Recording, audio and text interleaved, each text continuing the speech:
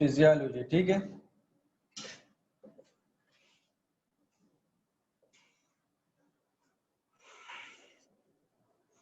तो cardiovascular system जो है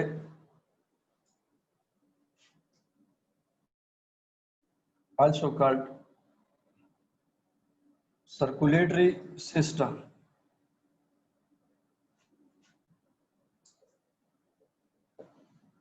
लेकिन सर्कुलेटरी सिस्टम में एक बात है कि सर्कुलेटरी सिस्टम में लिम्फेटिक सिस्टम भी इन्वॉल्व है।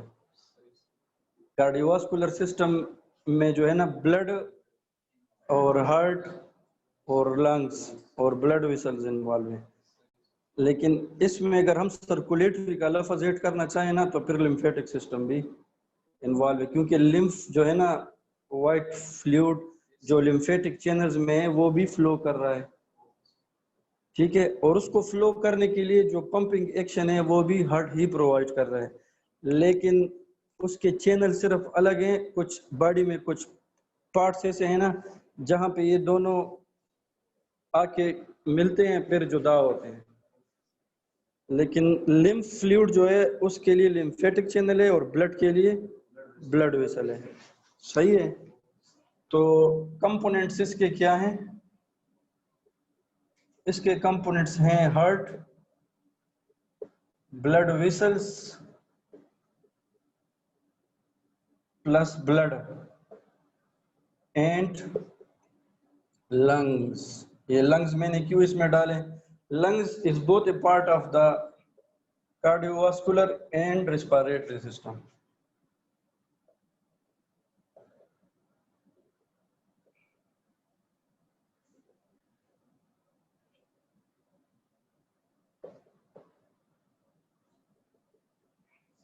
अच्छा, अब एक और बात है, ये रिस्पिरेटरी सिस्टम एनाटॉमी आप पढ़ रहे होंगे। रिस्पिरेटरी सिस्टम में सिर्फ लंग्स नहीं है,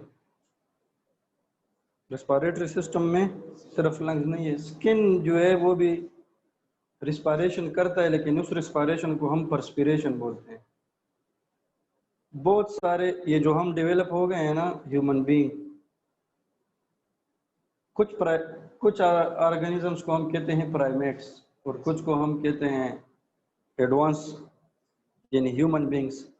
अब फ्रॉग जो है वो स्किन के जरिए भी रिस्पिरेशन करता है और लंग्स के जरिए भी करता है, लेकिन हम ह्यूमन बीइंग्स के हवाले से बात कर रहे हैं। तो हमारे पास कंपोनेंट्स क्या हैं? हार्ट है, ब्लड वेसल है, ब्लड है और लंग्स है ना।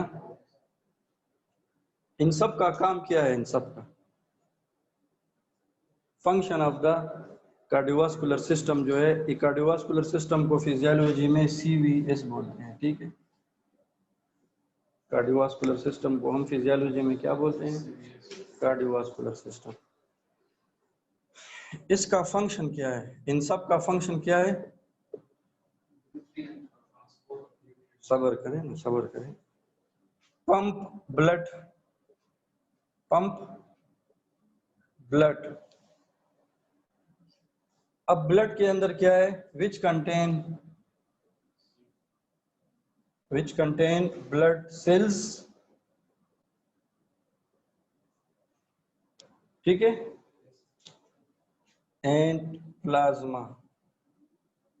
अब ब्लड सेल्स के अंदर क्या है? ब्लड सेल्स के अंदर है red blood cells, white blood cells, platelets और प्लाज्मा। प्लाज्मा में क्या क्या चीज है? प्लाज्मा में मौजूद है न्यूट्रिएंट्स,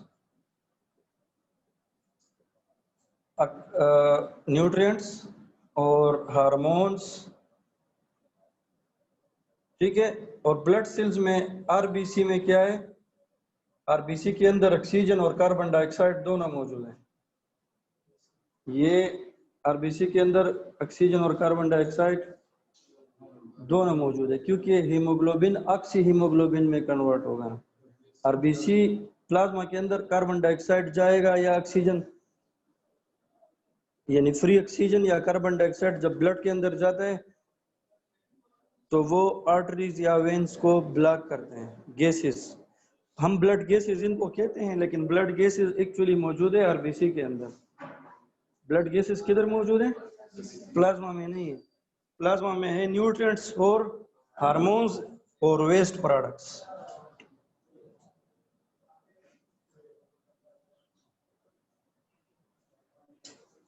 इन सब चीजों के बीच में जब हार्मनी होती है ना, आपस में तावन होता है ना, तो इसे हम कहते हैं होम्योस्टेसिस।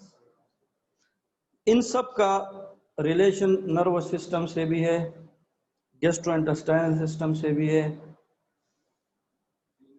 एक्सक्रीटरी सिस्टम से भी है, जेनिटल सिस्टम से भी है और ग्लैंड से भी है।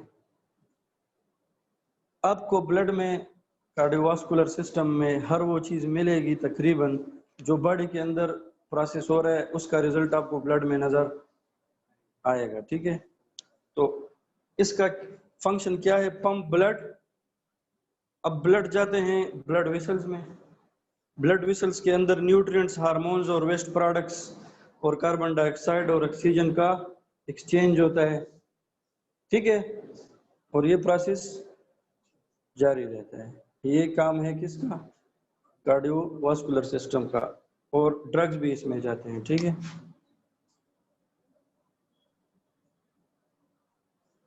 समझ आई है ना? जब आपको फिजियोलॉजी की समझ नहीं आएगी, फार्माकोलॉजी की समझ नहीं आएगी। जब आपको एनाटॉमी की समझ नहीं आएगी, आपको फिजियोलॉजी की समझ नहीं आएगी। जब आपको हिस्टोलॉजी की समझ नहीं आएगी, आपको एनाटॉमी की समझ नहीं आएगी। सही? एक होता है मॉर्फोलॉजी और एक होता है हिस्टोलॉजी। मॉर्फोलॉजी शेप है, हिस्टोलॉजी है टिश्यू स्टडी। समझ आइए? तो ब्रेन के जो टिश्यू है वो ब्रेन क्यों नजर आता है, किडनी क्यों नजर नहीं आता? फंक्शन तो बाद में है ना। ब्रेन ब्रेन क्यों नजर आता है? इसका मतलब है कि इसके अंदर जो टिश्यू है, नर्वस टिश्यू जो न्यूरॉन से बना है, वो नेफ्रॉन नहीं है ना, इसलिए तो हमें न्यूरॉन नजर आ रहा है ना। अगर ब्रेन में नेफ्रॉन होता तो ब्रेन भी किडनी की तरह होता। तो मतलब ये कि उसका जो फंक्शनल यूनिट है ना और जो स्ट्रक्चरल यूनिट है वो तब्दील है। इसलिए हार्ट हार्ट क्यों नजर आता है? इसका मतलब है कि इसके अंदर जो मसल है वो बॉडी के किसी और टिश्यू में मौजूद नहीं है, इसीलिए तो ये हार्ट है। ठीक है, इसको हम कार्डिक मसल बोलते हैं। तो कार्डिक मसल का जो स्ट्रक्चर है वो स्केलेटल मसल है लेकिन इलास्टिक भी है। लेकिन कार्डिक मसल और स्केलेटल मसल के स्ट्रक्चर में फर्क है। Heart as a whole contract और रिलैक्स होता है, लेकिन मेरी उंगली सिर्फ एक उंगली कंट्रैक्ट हो रही है, पूरा हाथ ऐसे ऐसे हो सकता है क्योंकि ये तो मोटर न्यूरॉन है ना, हम कंट्रोल कर रहे हैं। लेकिन मैं चाहूँ कि मेरा सिर्फ एक उंगली हिले तो एक हिलती है, मैं चाहता हूँ मेरा पूरा हाथ हिले तो पूरा हाथ हिलता है। अब मैं चाहता हूँ कि नहीं, मेरा जो राइट एट्रियम है वो कंस्ट्रक्ट हो, बाकी ये रुक जाए, नहीं होता। इसका मतलब ये कि ये ऑटोनॉमिक नर्वस सिस्टम के कंट्रोल में है, हमारे कंट्रोल में नहीं है। तो वो उसको हम कहते हैं इनवॉलंटरी तो है। तो इसका मतलब है कि ये जो heart as a whole connect हो रहा है, धड़कता है, रिलैक्स होता है, कनेक्ट कंट्रैक्ट होता है, इसका मतलब ये कि इसके लिए जो नर्वस कनेक्शन है वो भी हमें समझना चाहिए। इसकी स्केलेटल मसल की फिजियोलॉजी भी हमें पता होना चाहिए। और इसका जो कंडक्टिव सिस्टम है, कंडक्ट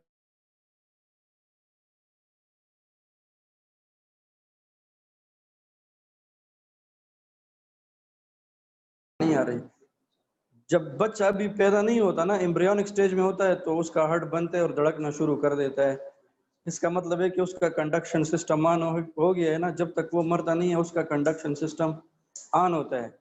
लेकिन हार्ट में एक चीज ये है ना, इसका कंडक्टिव सिस्टम इतना डेवलप है ना कि आप हार्ट को निकाल के ना रख दें 2 साल के लिए, महीने के लिए, 10 दिन के लिए, लेकिन उसके जो सर्किट्स है ना वो डैमेज ना हो, तो आप उसे ट्रांसप्लांट कर सकते हैं, दोबारा एक्टिवेट हो जाएगा।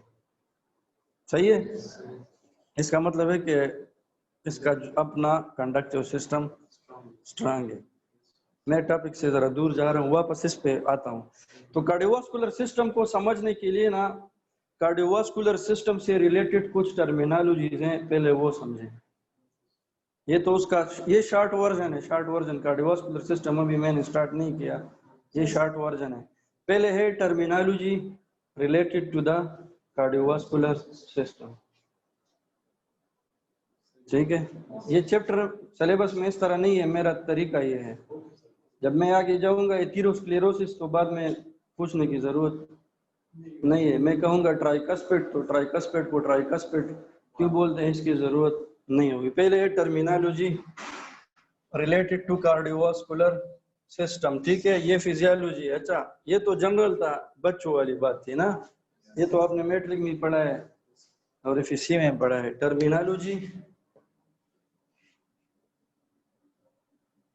Related to cardiovascular system physiology, ठीक है।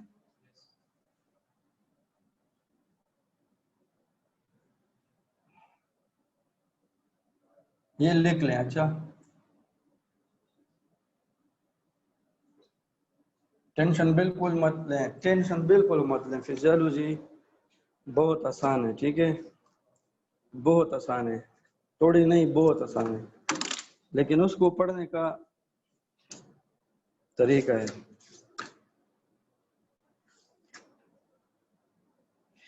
सबसे पहले है एनजीओ,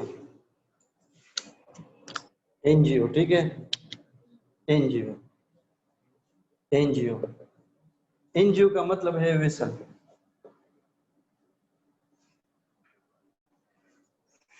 अब पढ़ते हैं एंजियोग्राफी, एंजियोप्लास्टी,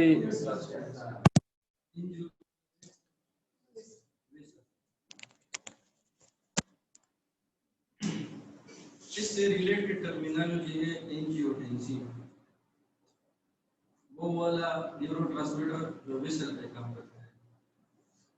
एंजियोटेंसिन फिजियोलॉजी में पढ़ा है, हार्मोन पढ़े हैं फर्स्ट सेमेस्टर में, यस उसमें पढ़ा था। एंजियो का क्या मतलब है? वो टेंशन जो ब्लड वेसल पे काम करता है। For example angiotensin, the substance which constrict blood vessel। समझ आ गई? यस।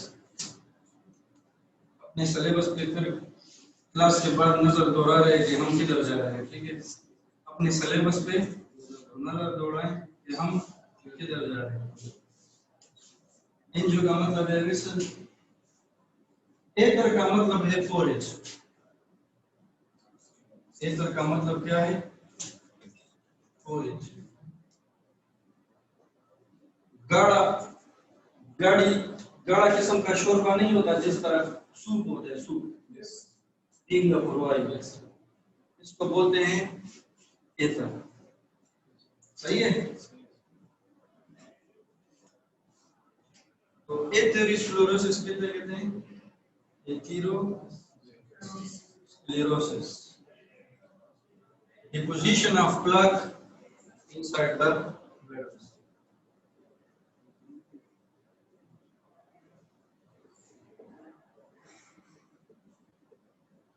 मेरी क्लास में यार ब्रेक का पता नहीं चलता। अच्छा हो भी सकता है, नहीं भी हो सकता। पहले टॉपिक खत्म करेंगे फिर ब्रेक, एक घंटा भी हो सकते हैं, 1.5 घंटा भी हो सकते हैं, 2 भी हो सकते हैं, इसलिए तो मैंने क्लास लेट रखी।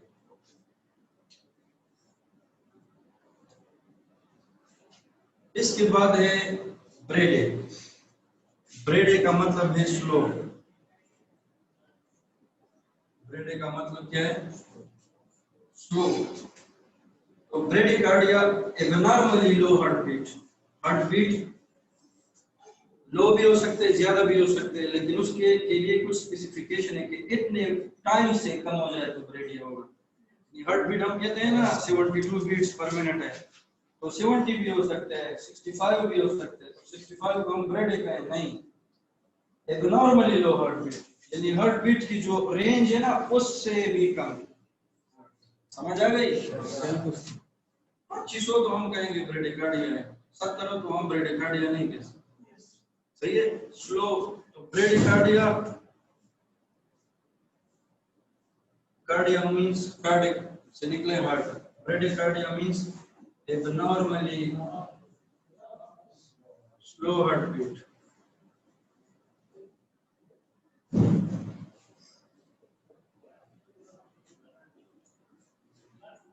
है। डायस्टोल का मतलब है dilation.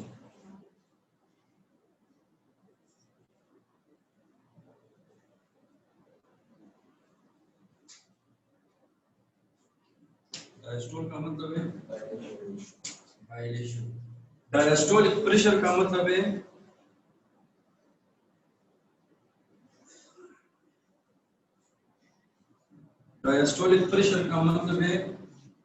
blood pressure when the ventricles of the heart is relaxed, not atria. ठीक है, ventricles. Blood pressure when the heart ventricles are relaxed.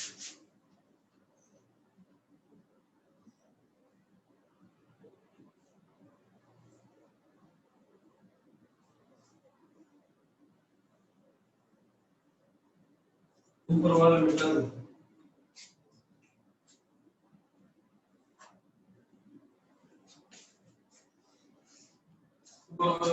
Yes, sir. एडिम का मतलब है स्वेलिंग। एडिम इसका मतलब है स्वेलिंग। ये पेथोलॉजी से रिलेटेड है, एनाटॉमी से रिलेटेड है, फार्माकोलॉजी से रिलेटेड है, फिजियोलॉजी से। सही है? यस। तो एडिम का मतलब है स्वेलिंग और एडिमा का मतलब है swelling due to accumulation of fluid.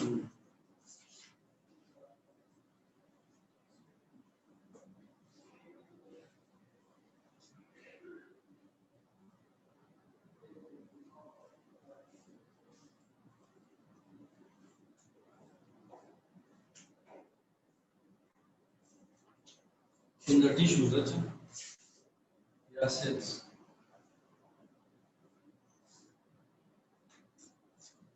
इसको हम कहते हैं एडेमा या एडिमा। इसके बाद है ए बी और सी नहीं है, सी कार्डिक तो हट देते हैं, डी ई आर। अच्छा आगे जा रहा हूँ, सी की उसका पता चल रहा है। Yes sir. इसके बाद है जी से लेके ग्राम। ये जी कैपिटल लिख दें क्योंकि स्मॉल लिख दें, जो ग्राम एक साइंटिस्ट था ना, कैपिटल जी है वो, ये स्मॉल लिख दें ग्राम। समझ आ रही है? ग्राम का मतलब है राइट।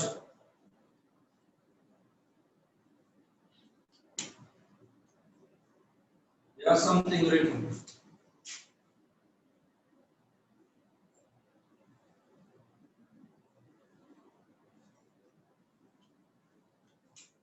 ग्राम का मतलब है टू राइट और समथिंग रिटन।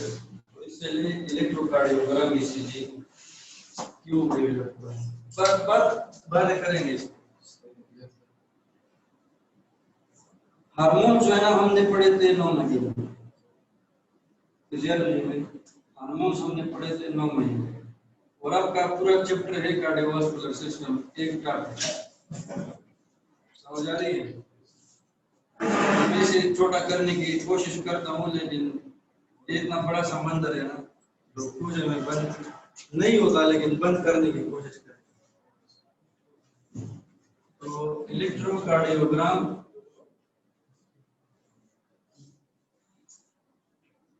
या ईसीजी, इसका क्या मतलब है? Record the electric impulse waves of heart on ECG paper। ठीक है?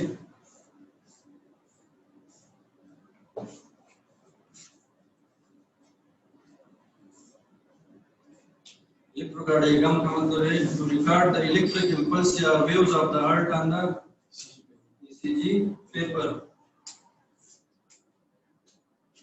जो हमारा हार्ट कंट्रैक्ट और रिलैक्स होता है, मतलब एक करंट कम और ज्यादा हो रहा है, पल्स कम और ज्यादा हो रही है। ठीक है? तो नर्वस सिस्टम इसमें इन्वॉल्व है। इस रिकॉर्डिंग को देखने के लिए हम जो पेपर इस्तेमाल करते हैं उसे बोलते हैं ईसीजी पेपर और इस रिकॉर्डिंग को कहते हैं ईसीजी, पूरा ईसीजी। सही है। इसके बाद है LUN या लून। लून कहते हैं मून को।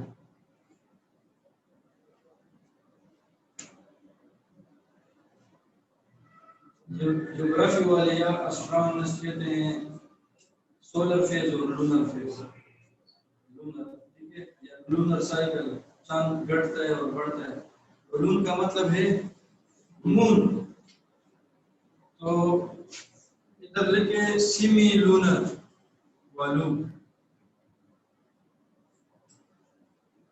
इसका मतलब है हट के अंदर जो वालू है उसकी शक्ल क्रिसेंट से मिलती है, चांद से मिलती है।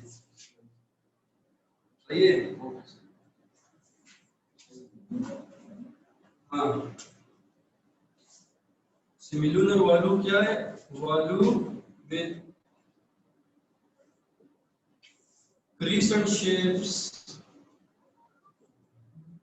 flaps, श्योर नहीं,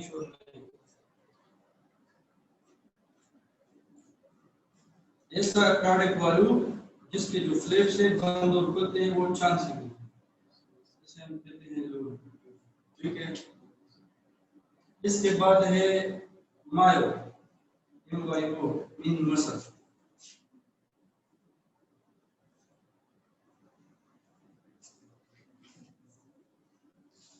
मायो का मतलब है मसल। तो अगर हम कहें कि इस मरीज को कार्डियोमायोपैथी है तो इसका ये मतलब होगा कि इस मरीज को हार्ट मसल पीड़ित है, या मसल इलाज हो गए हैं, या डायलेट हो गए हैं, या लूज हो गए हैं। ठीक है, कार्डियोमायोपैथी।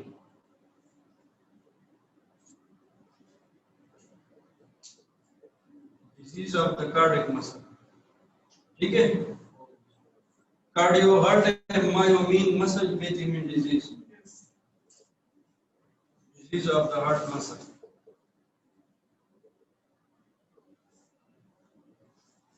ये तो पहला पेज है यार, मैंने ब्रॉड पेज जरा से पढ़ा। स्लिप का मतलब है वेन, LIJKLM आ गया ना, एम नहीं है, पी लेता हूँ, स्लिप। स्लिप का मतलब है वेन, ये बेटा दो।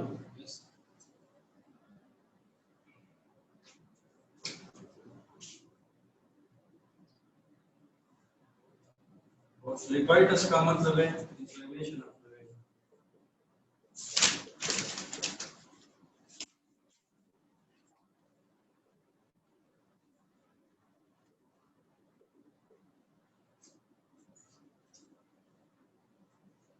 हमारे टीचर हमें फिजियोलॉजी पढ़ाते थे जिस तरह सिलेबस में cardiac muscle, cardiac cycle, cardiac cycle खत्म।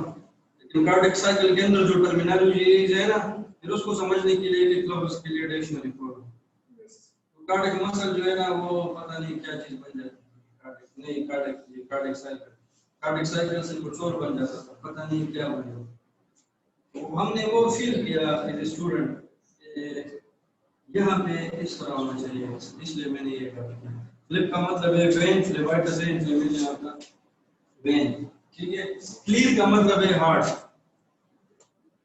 क्लियर का मतलब है हार्ट।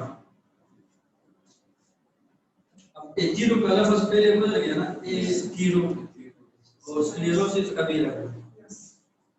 सही है। ऐसा मसला जब प्लाक डिपॉजिट हो जाए वेसल के अंदर और वेसल हार्ड हो जाए, कोई भी चीज जब हार्ड हो जाती है तो हम उसे कहते हैं स्क्लेरोसिस या स्क्लेराइटिस। स्क्लेराइटिस स्किन के अंदर भी हो सकता है, ब्लड वेसल के अंदर भी हो सकता है, मसल्स में भी हो सकता है। ठीक है, सॉफ्ट मसल में भी हो सकता है। फॉर एग्जांपल टर्मिनोलॉजी है स्क्लेराइजिंग कोलेंजाइटिस, स्क्लेराइजिंग कोलेंजाइटिस, यानी जो बाइल डक्ट है उसके अंदर अगर स्क्लेरोसिस हो जाए और इन्फ्लेमेशन भी हो और पेन भी हो तब उसे कहते हैं स्क्लेराइजिंग कोलेंजाइटिस। ठीक है, तो स्क्लेर का मतलब है हार्ड। तो ये क्यों हार्ड होगा? यानी हार्ड एथेरोस्क्लेरोसिस, दोबारा एथेरोस्क्लेरोसिस, वो पहला एथेरोस्क्लेरोसिस एथेरो से रिलेटेड था, ये वाला स्क्लेरोसिस से रिलेटेड। इसका मतलब है hardening of the blood vessel wall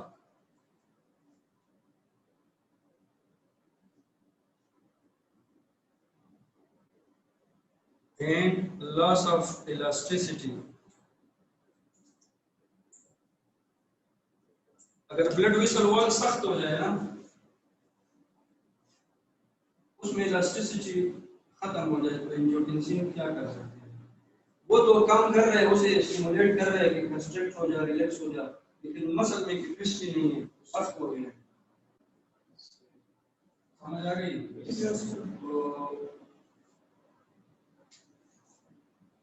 अकेला एंजियोटेंसिन क्या करेगा? अगर स्क्लेरोसिस हो, अगर नॉर्मल ब्लड वेसल हो, फिर ये एंजियोटेंसिन काम करेगा नॉर्मल, ठीक है।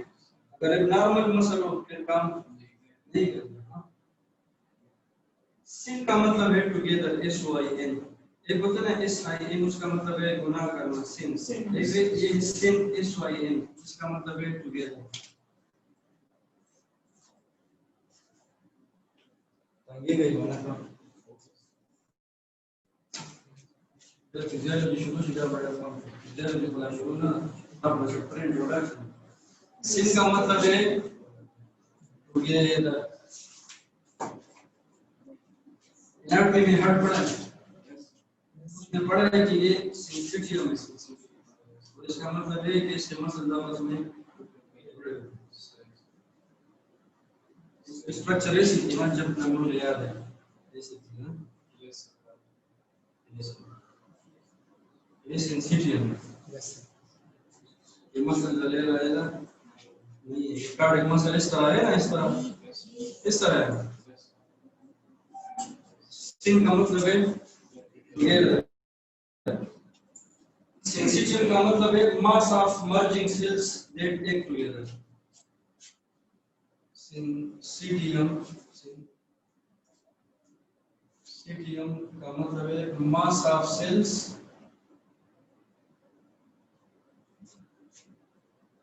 that merge together and act together।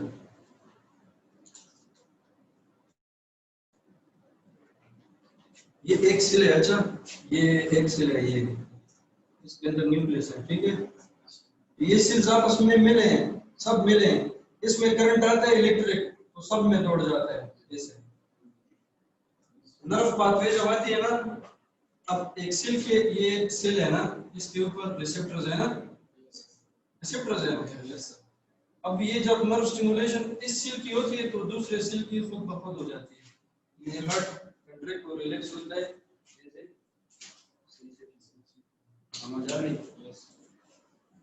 इसका पिछले बाद है सिस्टोली या सिस्टोल।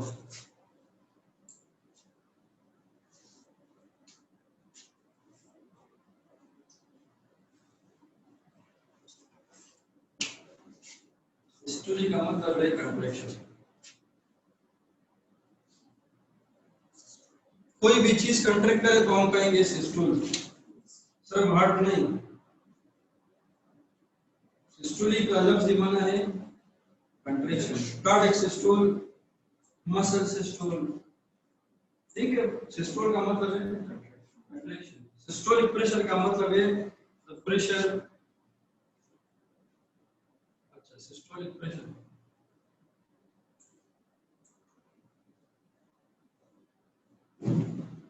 सिस्टोलिक प्रेशर इसका ये मतलब है the pressure, blood pressure resulting from the ventricular contraction। The blood pressure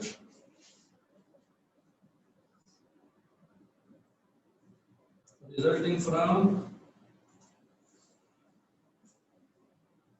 ventricular contraction।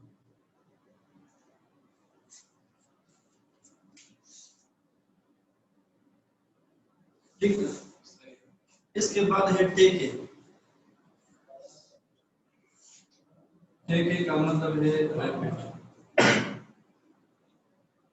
समझ आई? टेकी का मतलब है rapid tachycardia, abnormally fast heart beat, abnormally fast heart beat.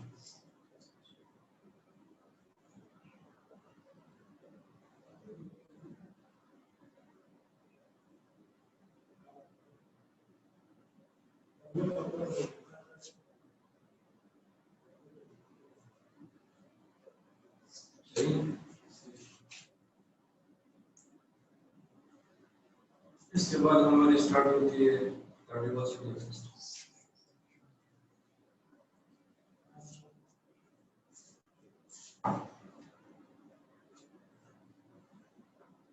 Idea पढ़ रहे हैं। अब आते हैं हार्ट में।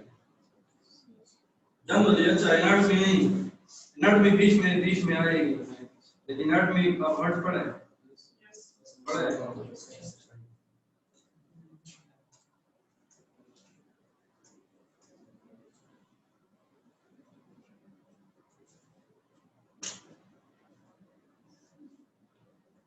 हार्ट जो है ना, ये रोजाना हमारे बॉडी में कितना लीटर ब्लड है? 1.55 लीटर, 1.5 लीटर, 4.5 से लेके 5 लीटर तक। 4.5 किस में और 5 किस में? फीमेल में। सही है। वो क्यों? हमारी बॉडी में नीड ज्यादा होती है, हमारी एक्टिविटी ज्यादा होती है। फीमेल्स में फैट्स ज्यादा होते हैं, मेल्स में प्रोटीन ज्यादा होते हैं। फीमेल के हार्ट का साइज छोटा है, वेट कम है। मेल के हार्ट का साइज बड़ा है, वेट ज्यादा है। फीमेल का हार्ट मेल को ट्रांसप्लांट हो सकते हैं, मेल का फीमेल को ट्रांसप्लांट हो सकते हैं। इमरजेंसी सिचुएशन काम चलाना पड़ेगा, गाड़ी में इंजन तब्दील हो सकता है, कोई मसला नहीं। 160 की बजाय 800 लगा सकते। सही है। टाइम चलाना है ना, गुर्दा ट्रांसप्लांट हो सकता है, मेल का मेल को, फीमेल का फीमेल, तो फिर उस बारे में मैं नहीं जानता। तो हार्ट जो है ये रोजाना काम करता है तकरीबन, क्या काम करता है? फिजियोलॉजी ना, एक जो है ना पंप्स अराउंड 7,000, कितना pumps around 7,000 of liter of blood per day inside the body, ठीक है।